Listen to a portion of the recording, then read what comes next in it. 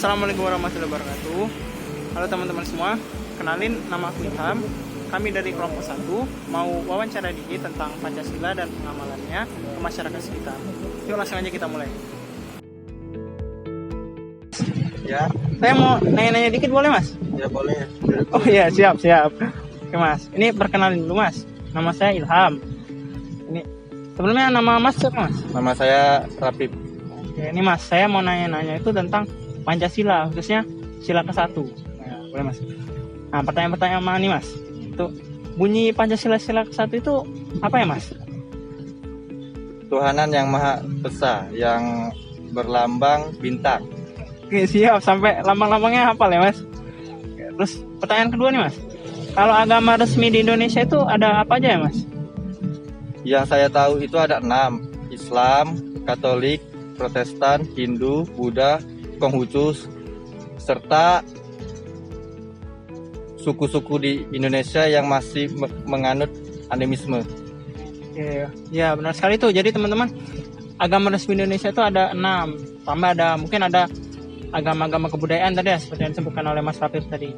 Terus Mas, tadi kan ada 6 tuh agama resmi. Menurut Mas nih, kehidupan beragama yang beda-beda itu sudah rukun belum Mas?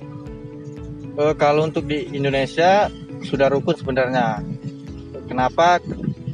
Karena setiap agama sudah bebas untuk menjalankan ibadahnya masing-masing. Juga tiap hari raya agama itu toleransi antar umat beragamanya juga sudah sangat tinggi. Namun akhir-akhir ini saya lihat di televisi ada oknum atau golongan tertentu yang nampaknya masih belum bisa untuk menerima perbedaan tersebut.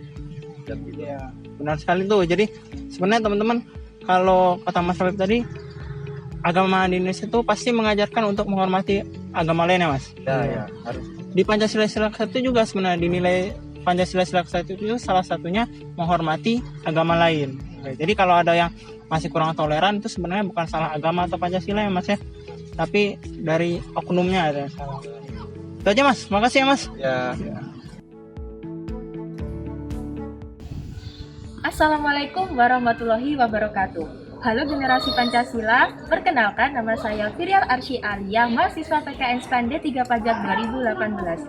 Saat ini saya akan melakukan wawancara singkat seputar Pancasila.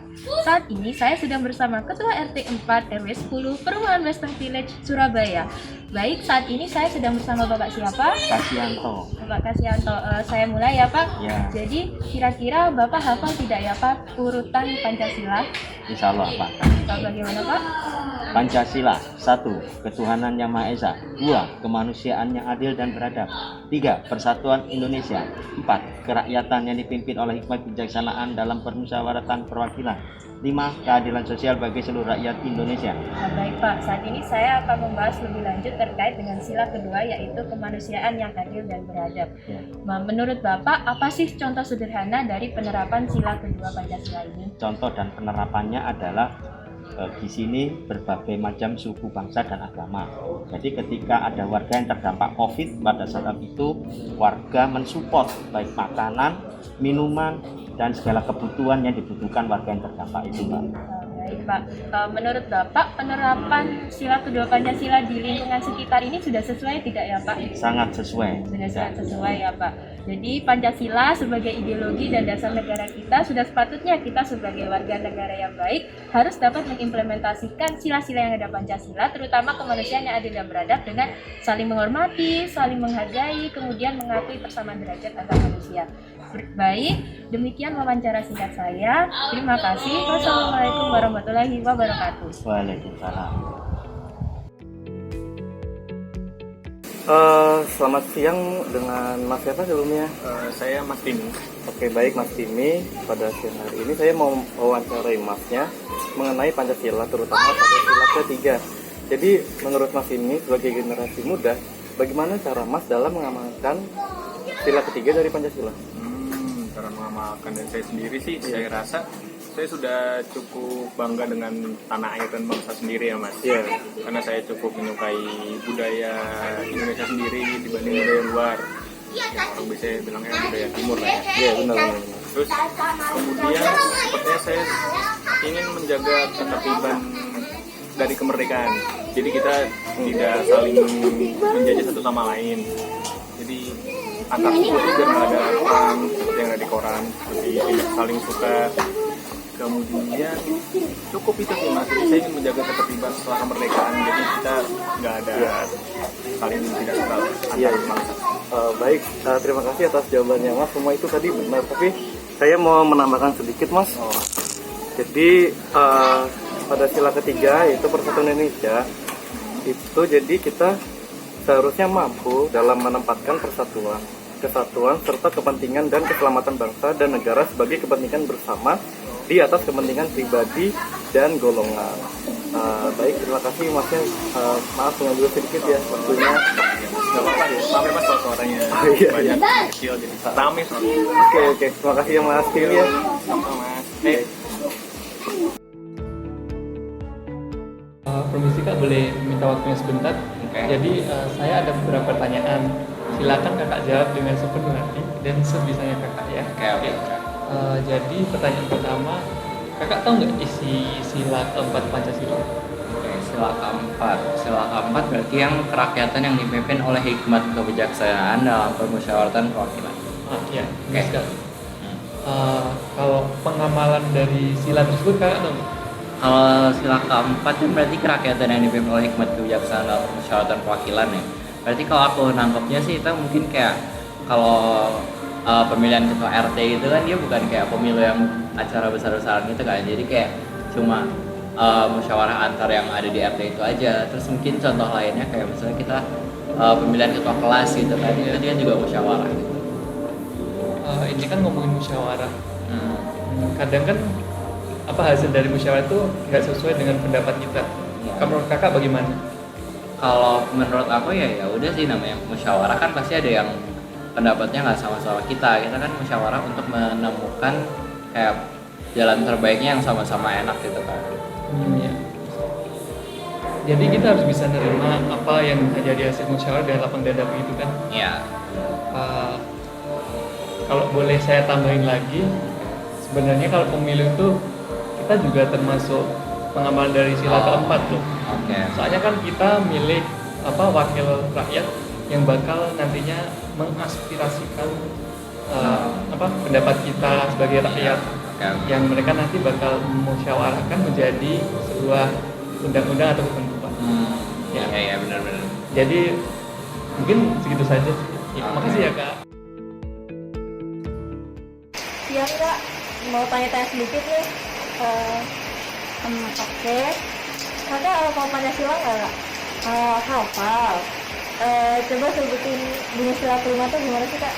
Bunyi sila kelima Pancasila tuh keadilan sosial untuk seluruh rakyat Indonesia. Bener banget. Jadi gimana pengamalan dari sila kelima di lingkungan sekitar sini kak? Pengamalannya di sekitar lingkungan sini tuh seperti contohnya melindungi dan menghormati hak orang lain, kemudian saling tolong menolong sesama manusia, terus tidak menyalahgunakan fasilitas umum, seperti itu kak. Bener banget. Jadi itu juga termasuk pengamalan sila kelima kak.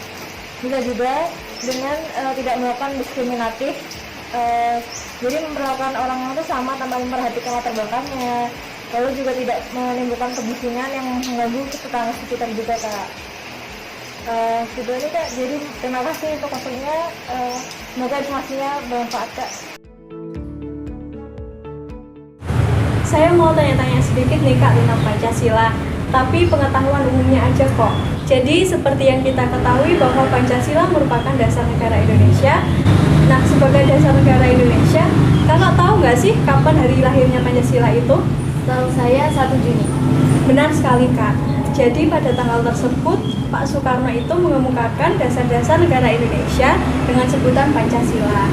Lanjut aja ya kak. Selain adanya hari lahirnya Pancasila, juga ada hari kesaktian Pancasila nih kak. Kira-kira kakak tahu nggak sih kapan hari kesaktian Pancasila? 1 Oktober. Benar sekali. Jadi sehari sebelumnya, yaitu 30 September, terjadi insiden G30 SPKI atau Gerakan 30 September. Dalam insiden itu, terdapat oknum-oknum tertentu yang mengubah berusaha mengubah ideologi kita menjadi ideologi komunis nih Kak. Jadi sehari setelahnya yaitu 1 Oktober diperingati menjadi Hari Kesaktian Pancasila nih Kak. Pertanyaan terakhir nih Kak, kira-kira menurut Kakak apa sih fungsi dan kedudukan dari Pancasila bagi negara kita?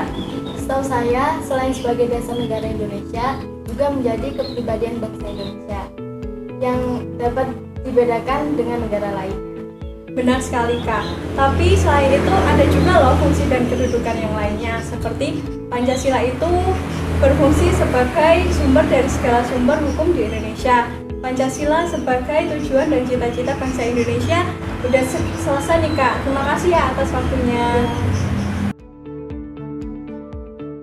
Hai Kak, jadi hari ini aku mau tanya-tanya tentang gotong royong, boleh ya? Boleh. Nah, jadi kan di Indonesia ini kan sudah terkenal banget dengan budaya gotong royong. Menurut kakak, budaya gotong royong sekarang tuh gimana sih? Kalau menurut aku sih masih banyak ditemukan di beberapa tempat.